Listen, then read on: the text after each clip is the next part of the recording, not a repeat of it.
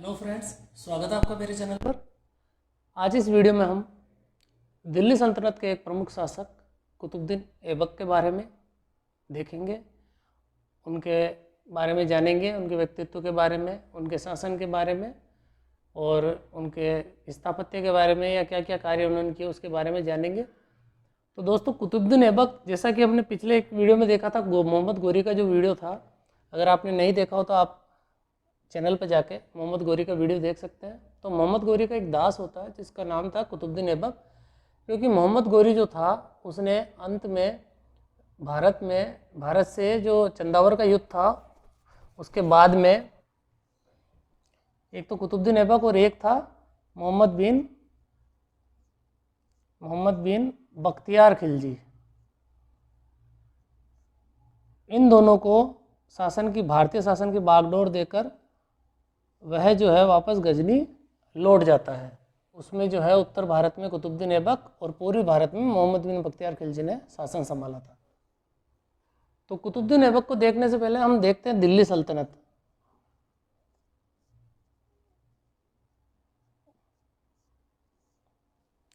दोस्तों, दिल्ली सल्तनत जो है शासनकाल जो माना जाता है, काल माना जाता है, वह है 1206 से 1526 ईस्वी, यानी 1206 से 1526 ईस्वी में जब मुगल आ जाते हैं तब तक इनका काल। तो दिल्ली सल्तनत टोटल 320 वर्ष।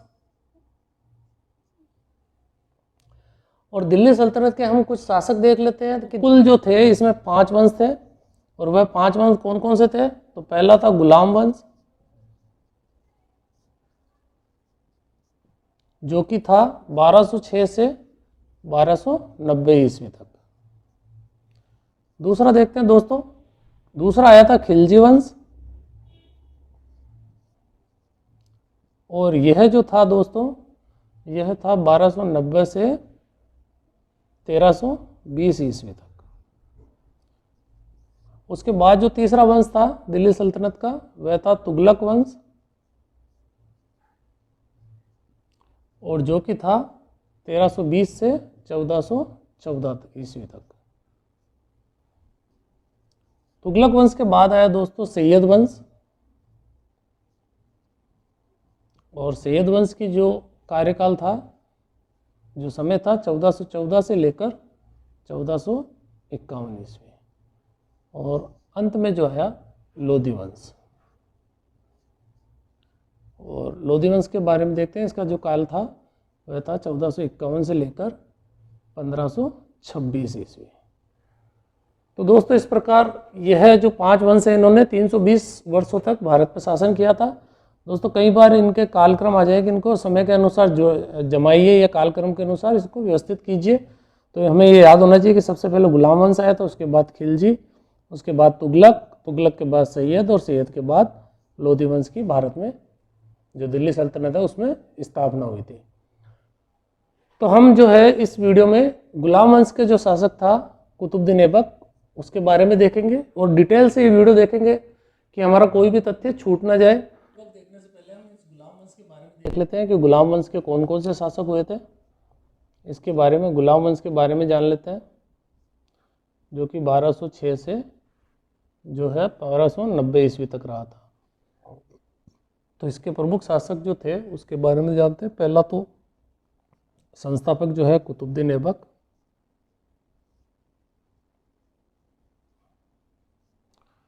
उसके बाद आए आराम शाह है, उसके बाद जो है इल्तुतमिश,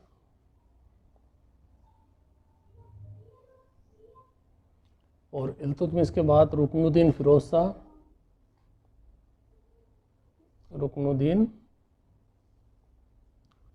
शाह है। दोस्तों, रुकनुद्दीन फिरोज जाता है, उसके बाद में जो काल आया वह रजिया सुल्तान या रजिया बेगम,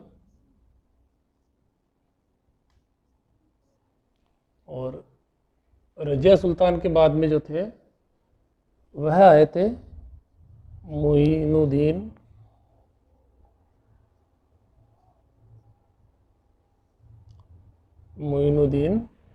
बहराम शाह।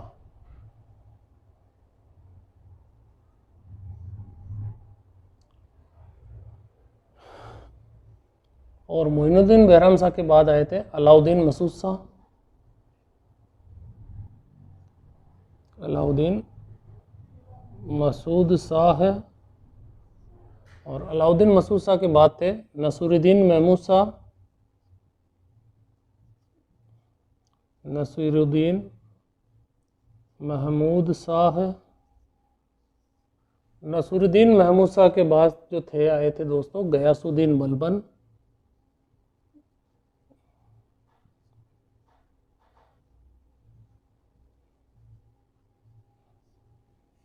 गयासुद्दीन बलबन। गयासुद्दीन बलबन के बाद आया उबाद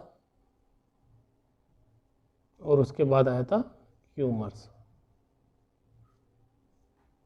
तो दोस्तों ये जो शासक थे इन्होंने जो है गुलाम वंश में शासन किया था। तो कुतुबुद्दीन ऐबक, आराम शाह, इल्तुतमिश, रुकनुद्दीन फिरोज शाह, रजिया सुल्तान, मोइनुद्दीन बैराम शाह, अलाउद्दीन मसूद शाह, नसीरुद्दीन महमूद शाह, गयासुद्दीन बलबन, केकुबाद और अंतिम शासक जो था क्यूमर्स। इस जो महत्वपूर्ण शासक थे उनके बारे में अगर पढ़ना चाहिए जहाँ से सवाल बनते हैं, कुतुबुद्दीन ऐबक है, इल्तुतमिश है और रजिया सुल्तान है, उसके बाद जो है बलबन है और नसीरुद्दीन महमूद साहब से भी सवाल बनते हैं। उसके बाद ये केकुबाद और क्यूमर्स। ये हमें इम्पोर्टेंट है, परीक्षा में ज़रूर पढ़ के जाना चाहिए। और इस वीडियो में जो है हम कुतुबुद्दीन ऐबक के बारे में पूरा डिटेल से जानेंगे। तो आप कार्यकाल 1206 से 1210 तक, और इसके बारे में देखते हैं। जो जिसको ईरान जो है उसको फारस के नाम से जाना जाता था। तो फारस के जो है वहाँ एक जगह है निसापुर। निसापुर के काजी, उनका नाम फखरुद्दीन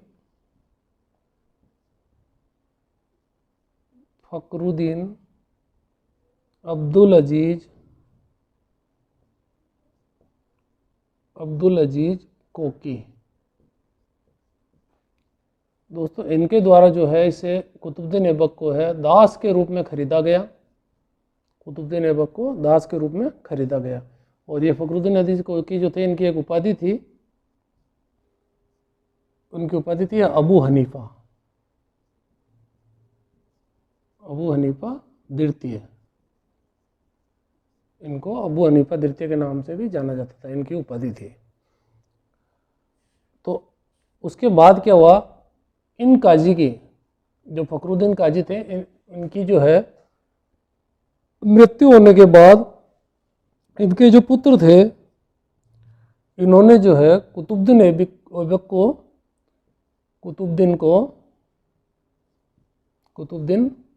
ऐबक को गजनी में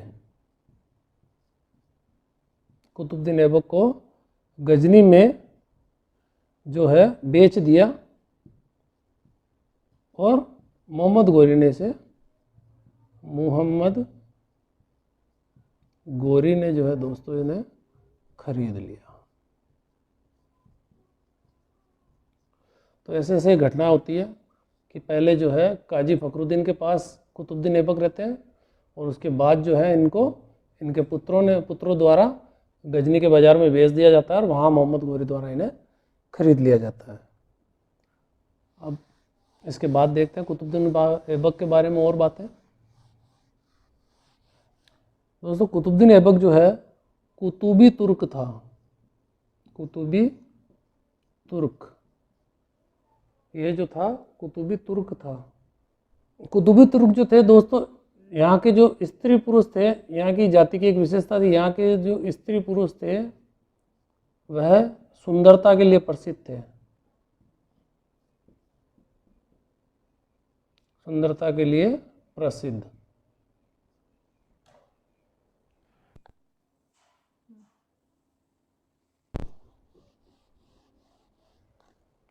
दोस्तों जो ये ऐबक शब्द है, ऐबक शब्द का अर्थ होता है चंद्रमा का स्वामी, चंद्रमा का देवता। या स्वामी। कभी आ जाए कि कुतुबुद्दीन ऐबक में ऐबक शब्द का क्या अर्थ होता है, तो चंद्रमा का देवता या स्वामी। और गोरी के समय जो है, गोरी ने इसे कुतुबुद्दीन ऐबक को जो है अमीर ए आखूर, इस अमीर आखूर का महत्वपूर्ण पद दिया था मोहम्मद गोरी ने। और इसका मतलब होता है, अमीर आखूर का मतलब होता है अस्वसाला का प्रधान। तो गोरी द्वारा ये महत्वपूर्ण पद दिया गया था, वेरी आईएमपी, कि अमीर आखुर किसे बनाया गया था मोहम्मद गोरी द्वारा, तो कुतुबुद्दीन ऐबक को बनाया गया था। इसकी नियुक्ति की थी अमीर आखुर पद पर। इसके बाद देखते हैं हम 1192 से 1206 ईस्वी तक इसने जो है, यह जो है मोहम्मद गोरी भारत में, कुतुबुद्दीन ऐबक जो है भारत में मोहम्मद गोरी जो है के प्रतिनिधि के रूप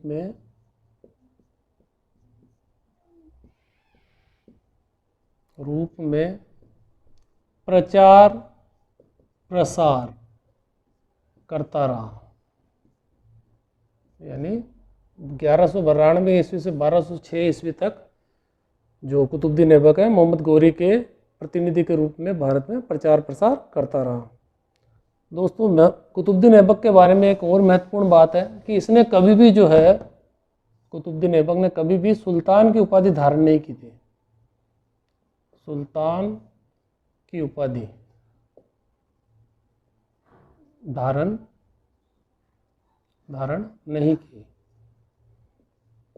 कभी स्टेटमेंट में सवाल आ जाए कथन कारण में, तो उसमें आंसर होगा कि इसने जो है, कौन सा सुल्तान था जिसने कभी सुल्तान की उपाधि धारण नहीं की थी, कौन सा ऐसा शासक था, तो कुतुबुद्दीन ऐबक था जिसने कभी भी सुल्तान की उपाधि धारण नहीं की थी।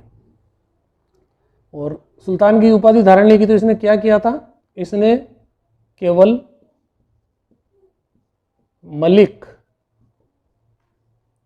मोस्ट इंपॉर्टेंट है, मलिक या सिपाह सालार,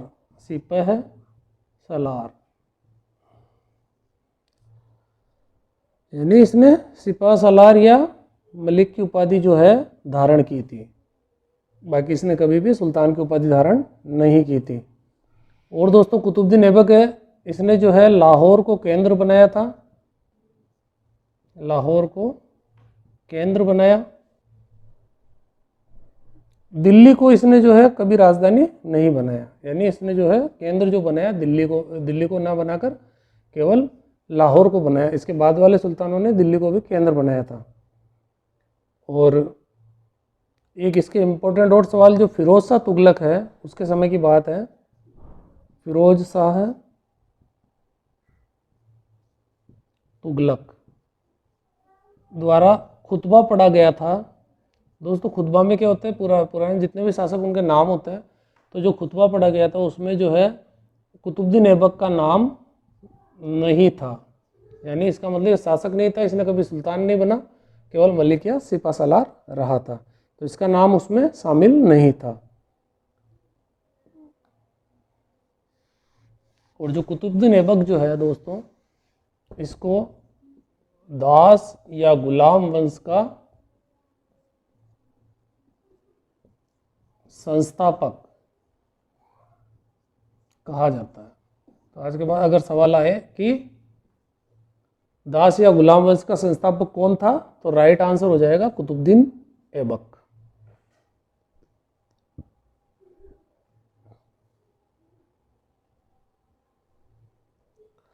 और इसके अलावा दिल्ली सल्तनत का संस्थापक पूछ ले कि दिल्ली सल्तनत का संस्थापक कौन था, तो इसी के द्वारा दिल्ली सल्तनत की स्थापना की गई थी, तो इसका भी आंसर हो जाएगा कुतुबुद्दीन ऐबक। और अगर दिल्ली सल्तनत का वास्तविक संस्थापक पूछे, वास्तविक दिल्ली सल्तनत का वास्तविक संस्थापक पूछे, तो वह था दोस्तों इल्तुतमिश। और ये दोस्तों बहुत ही महत्वपूर्ण प्रश्न है, वेरी वेरी आईएमपी, कि दिल्ली सल्तनत का वास्तविक संस्थापक कौन सा है, तो उसका नाम हो जाएगा इल्तुतमिश। और अगर केवल संस्थापक का नाम पूछे तो कुतुबुद्दीन ऐबक होगा। अब इसकी उपाधि के बारे में देख लेते हैं। कुतुबुद्दीन ऐबक की कुछ उपाधियां भी थी, तो वह कौन कौन सी उपाधियां थी उसके बारे में देखते हैं। कुतुबुद्दीन ऐबक की उपाधि, उपाधियों को लेकर भी आजकल कई सवाल आ रहे हैं, तो इसकी महत्वपूर्ण उपाधियां देख लेते हैं। पहला, लाख बख्श। ये लाख बख्श जो उपाधि थी, यह जो है दानी व्यक्ति था, तो इसे लाखों का दान देने के कारण, लाखों का दान देने के कारण इसको लाख बख्श की उपाधि दी जाती थी। इसके अलावा जो है पील बख्श, तो इसको देखते हैं। पील बख्श जो है हाथियों का दान देने के कारण, हाथियों का दान देने के कारण इसे पील बख्श कहा जाता है। और इसको जो है हातिम द्वितीय, हातिम द्वितीय भी कहा जाता है, दयालु होने के कारण, दयालु प्रवृत्ति का था, इसलिए इसको हातिम द्वितीय की संज्ञा दी है। और इसकी एक और महत्वपूर्ण उपाधि जो थी वह थी कुरान ख्वा।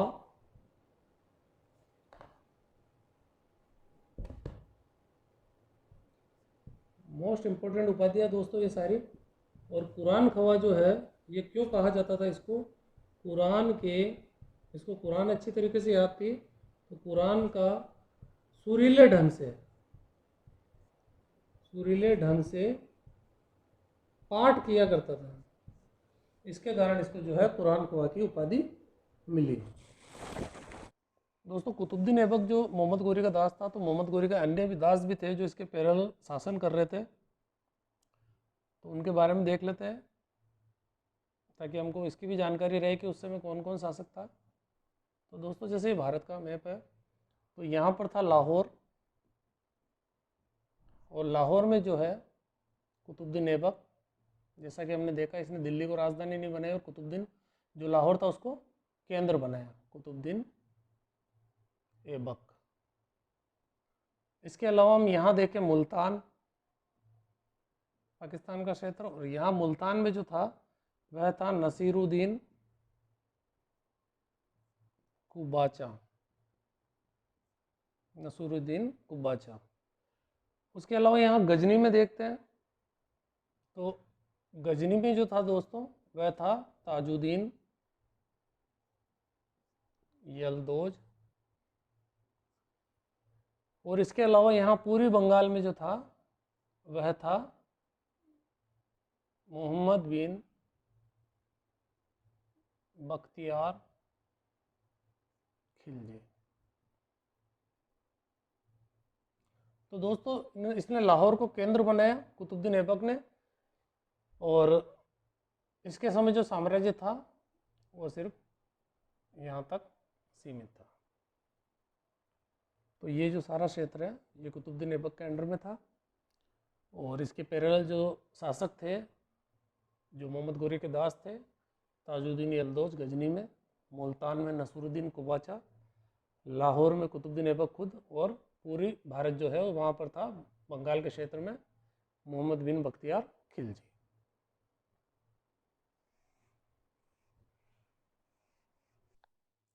और साम्राज्य को जो मिला था इसको, उसको संरक्षण के लिए इसने क्या क्या कार्य किया था। अपनी बहन की जो शादी थी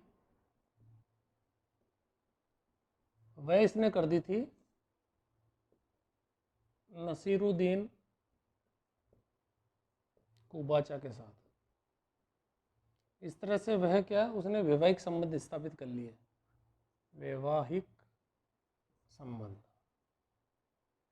जिसके कारण नसरुद्दीन कुबाचा जो है इसकी तरफ हमला ना कर सके।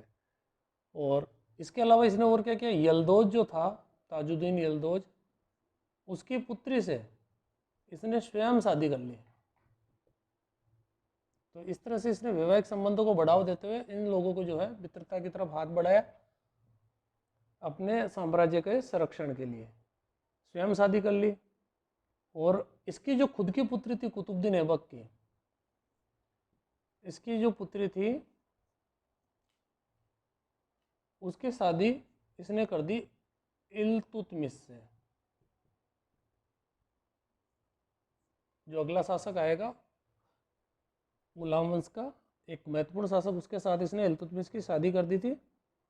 और इल्तुतमिश जो था उस समय बदायूं में था, बदायूं का सूबेदार था। तो इल्तुतमिश को जो है बदायूं की जनता काफ़ी पसंद करती थी,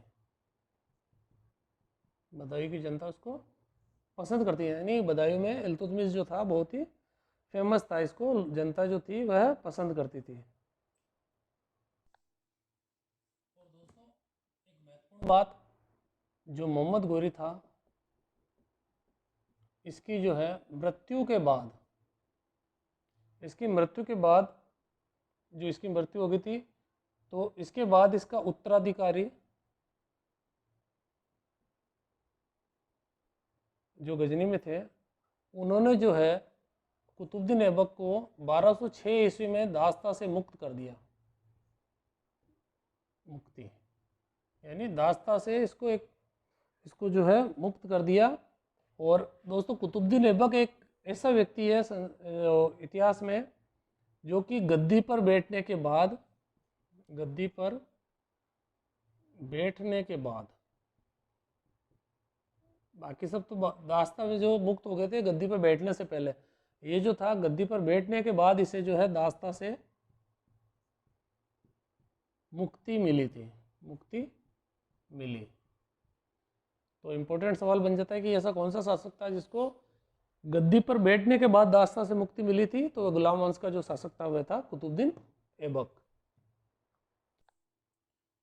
अब दोस्तों इसके दरबार में जो है कुछ व्यक्तियों को संरक्षण प्राप्त था, यानी कुछ महत्वपूर्ण व्यक्ति थे दरबार में। उनमें से जो नाम आता है वह आता है, एक तो है हसन निजामी।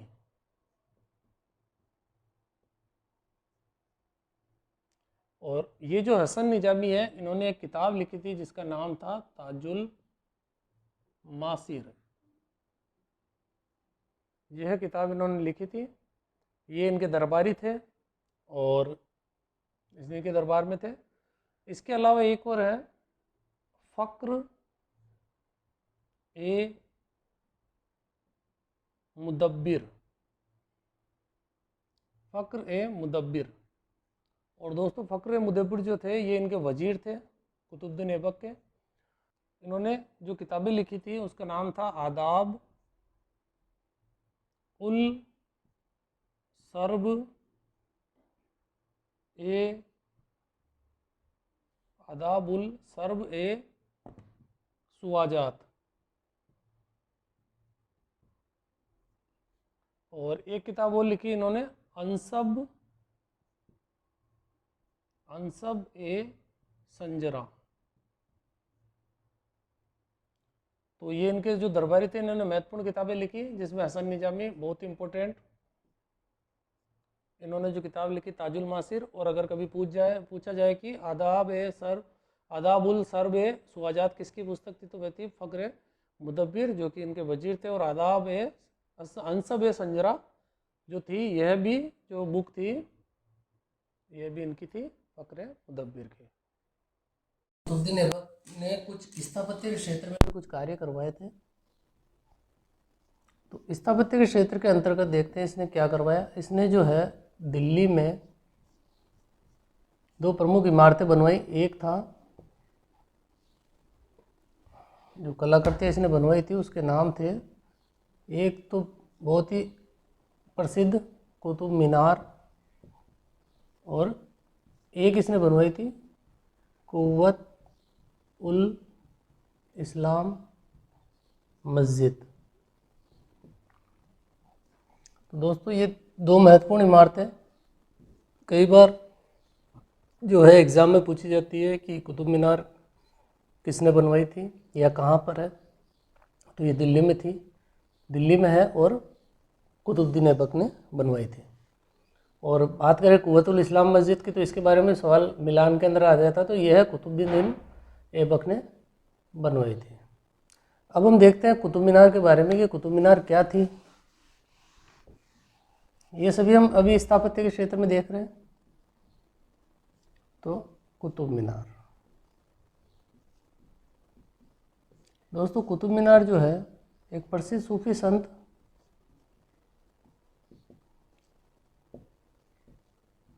कुतुबुद्दीन बिन बख्तियार काकी, एक प्रसिद्ध सूफी संत हुए थे जिनको जो कुतुबुद्दीन ऐबक बहुत मानता था। तो इनकी याद में, कुतुबुद्दीन बिन बख्तियार काकी की याद में यह कुतुब मीनार इसने बनवाई थी। इनकी याद में कुतुब मीनार बनवाई थी। और इस जो कुतुबुद्दीन बिन बख्तियार काकी थे, ये जो है दोस्तों रोटी बनाते थे स्वयं। और इनको आगे देखते हैं। कुतुब मीनार जो है, इसके अलावा इसकी पहली मंजिल के बारे में कहा जाता है। इसकी पहली मंजिल जो है कन्नौज विजय के उपलक्ष्य में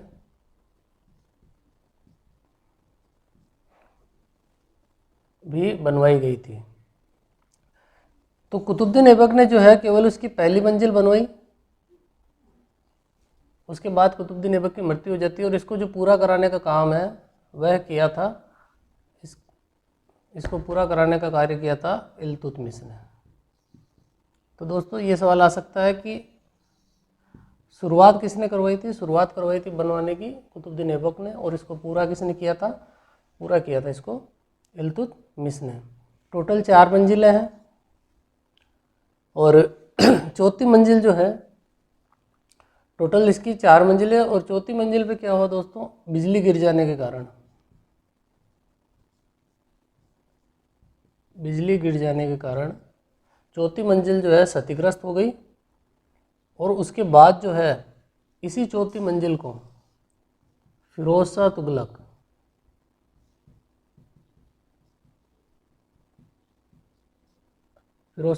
ने मरम्मत करवाई। और मरम्मत करवा के चौथी प्लस 5वीं एक नई मंजिल जोड़ दी। तो वह 5 मंजिल की हो गई। और इसने जो है उसके बाद में नीचे जो नई मंजिलें जोड़ी, उसमें इसने जो चौथी और 5वीं ऊपर मंजिल जोड़ी, उसमें संगमरमर और नीचे जो है उसमें लाल पत्थर या ईंटें लगी है। उसके अलावा जो है दोस्तों, फिरोज शाह तुगलक के अलावा इसकी 5वीं मंजिल जो बनी थी उस पर क्या हुआ? वह भी क्षतिग्रस्त हो गई समय के अनुसार। तो उसकी मरम्मत का कार्य करवाया था सिकंदर लोदी ने। लोदी काल का शासक था, सिकंदर लोदी ने इसकी मरम्मत का कार्य करवाया था। तो इस तरह जो है दोस्तों कुतुब मीनार से 4 लोगों के नाम संबंधित थे, जिसमें पहला कुतुबुद्दीन ऐबक, इल्तुतमिश, तीसरा फिरोज शाह तुगलक, और चौथे थे सिकंदर लोदी। ये 4 लोग कुतुब मीनार, कभी पूछा जाए कि कुतुब मीनार से संबंधित किन किन लोगों के नाम मिलते हैं इसको बनवाने में या मरम्मत करवाने में, तो कुतुबुद्दीन ऐबक, इल्तुतमिश, फिरोज शाह तुगलक और सिकंदर लोदी। अब हम देखते हैं कुव्वत उल इस्लाम मस्जिद के बारे में। तो दोस्तों कुव्वत उल इस्लाम मस्जिद, जैसा मालूम है, यह है दिल्ली में है, दिल्ली में। और यह जो है राय पिथौरा, एक फेमस किला है, के समीप, उसके नज़दीक है ये। दोस्तों ये जो कुव्वत उल इस्लाम मस्जिद है, इस पे पहले 27 जैन मंदिर थे। उसके ऊपर एक विष्णु मंदिर था, और उसके ऊपर जो है ये मस्जिद, ये वाली कुव्वत उल इस्लाम मस्जिद बनी है। और कुव्वत उल इस्लाम मस्जिद के बारे में बहुत ही एक इम्पोर्टेंट सवाल आता है कि जो कुव्वतुल इस्लाम मस्जिद है यह है इस्लामिक पद्धति, यानी इस्लामिक तौर तरीक़ों पर जो है जो कलाकृतियाँ बनाई जाती थी, इस्लामिक पद्धति पर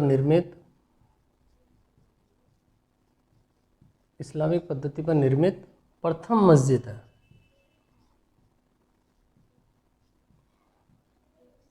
तो अगर कभी सवाल आ जाए कि इस्लामिक पद्धति पर निर्मित प्रथम मस्जिद कौन सी है, तो इसका राइट आंसर हो जाएगा कुव्वतुल इस्लाम मस्जिद। अब इसके अलावा जो है कुतुबुद्दीन ऐबक ने स्थापत्य के अंतर्गत ही अजमेर राजस्थान में अजमेर में 2.5 दिन का झोपड़ा बनवाया। इसके बारे में अनेक मत है कि यहाँ 2.5 दिन का उर्स लगता है, इसके कारण भी कहा जाता है, या 2.5 दिन में बनकर तैयार हुआ था, इसलिए इसको 2.5 दिन का झोपड़ा कहा जाता है। लेकिन हम इसके बारे में देखते हैं कि क्या है ये। यह जो है एक मस्जिद है, और ये जो 2.5 दिन का झोपड़ा है दोस्तों, इस पे पहले जो था एक संस्कृत विद्यालय, और इस संस्कृत विद्यालय पर जो है इसको जो बनवाया था उस समय विग्रहराज चतुर्थ, या जिन्हें विसल देव भी कहा जाता है, विसल देव, उन्होंने इसको बनवाया था। और इसके बारे में एक बहुत ही महत्वपूर्ण सवाल आता है कि इसके जो ये जो 2.5 दिन का झोपड़ा है उसके ऊपर जो है एक संस्कृत नाटक है, संस्कृत नाटक, उसका नाम है हरिकेली। इस नाटक का इस 2.5 दिन के झोपड़े पर अंकन है, और यह हरिकेली नाटक विग्रहराज चतुर्थ द्वारा ही लिखा गया था। तो बहुत ही इंपॉर्टेंट सवाल है इन तीनों में कि 2.5 दिन का झोपड़ा कहाँ है, अजमेर में। ये एक मस्जिद है, इस पे पहले क्या था, इस पे पहले संस्कृत विद्यालय था, इसको किसने बनवाया, विग्रहराज चतुर्थ ने बनवाया, और इस पे किस नाटक का अंकन है, तो इस पर संस्कृत नाटक हरिकेली का अंकन है। अब हम देख लेते हैं कि 1210 ईस्वी में कुतुबुद्दीन ऐबक की मृत्यु हो गई। 1206 से 1210 का इसका काल रहा था, तो 1210 में इसकी मृत्यु, और इसकी मृत्यु जो है उसके बाद में, इसकी मृत्यु के बाद में आराम शाह बैठा था गद्दी पर, क्योंकि जो है कुतुबुद्दीन ऐबक लाहौर को केंद्र बनाया था, वहाँ से शासन कर रहा था, तो वहीं पर जो है आराम शाह को लाहौर के सरदारों ने चुना था। इसकी मृत्यु के बाद जो है दोस्तों, जैसे भारत है, ये भारत का नक्शा, तो यहाँ जो लाहौर पाकिस्तान में, यहाँ पर तो बनाया था आराम शाह, इसको सरदार, यहाँ के लाहौर के सरदारों ने बनाया था, बादशाह घोषित किया, और यहाँ दिल्ली के अमीरों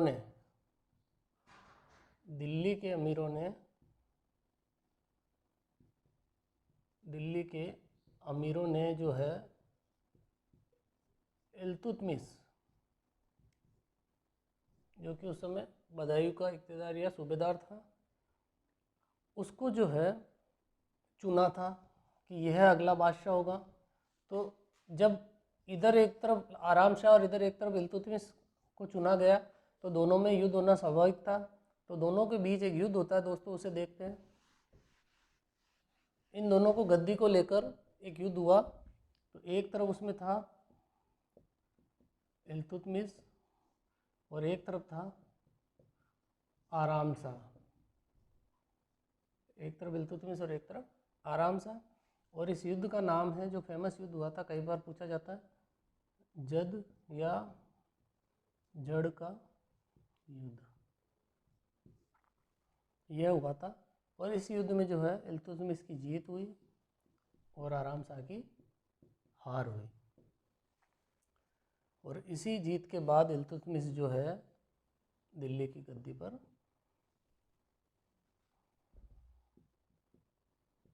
गद्दी पर बैठा, क्योंकि जनता में ये फेमस था, तो इल्तुतमिश जो है दिल्ली की गद्दी पर बैठा और अगला शासक दिल्ली सल्तनत का इल्तुतमिश हुआ। तो नेक्स्ट जो अगले वीडियो आएंगे उसमें इल्तुतमिश के बारे में देखेंगे हम। दोस्तों अगर वीडियो पसंद आया हो तो प्लीज़ लाइक कीजिए, शेयर कीजिए, और अगर आप चैनल पर नए हैं तो प्लीज़ सब्सक्राइब कीजिए। थैंक्स।